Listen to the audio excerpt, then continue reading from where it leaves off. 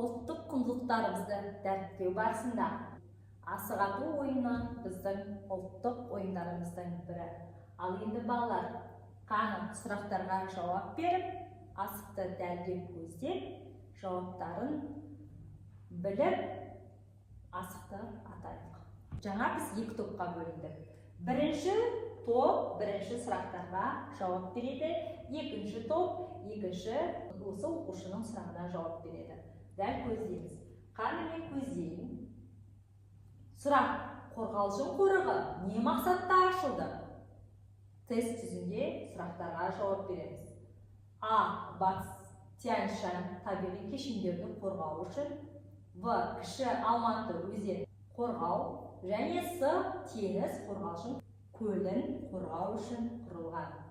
Енді жауап бізде қайсы? Дұрыс жауапты айтатын болсақ, біз дәл көздейміз. Енді сұрағымыз біздің қойылды.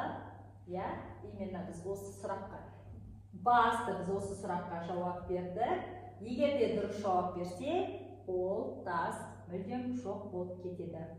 Екінші сұраққа мен жауап берейін. Екінші сұрақты оқушы келіп басады. Сұрақ: Марқакөл қорығы қай жылы құрылды?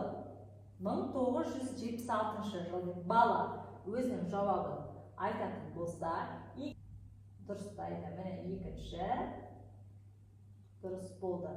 Екінші жауап дұрыс болды. Үшінші сұрақ бізде: Наурызым қорығы қай жерде орналасқан? А. Жамбыл мен Түркістан облысы. В. Алматы. С. Қостанай облысы. Қай облыста орналасқандығын оқушы табатын болса, үшінші жауап бердік. Төртінші сұрақта біз Ақсу-Жабағылы қорығы қай жылы құрылды? А. 1986. В. 1926. 1996. Егер де дұрыс болатын болса, біздің асығымыз жоқ болып кетеді.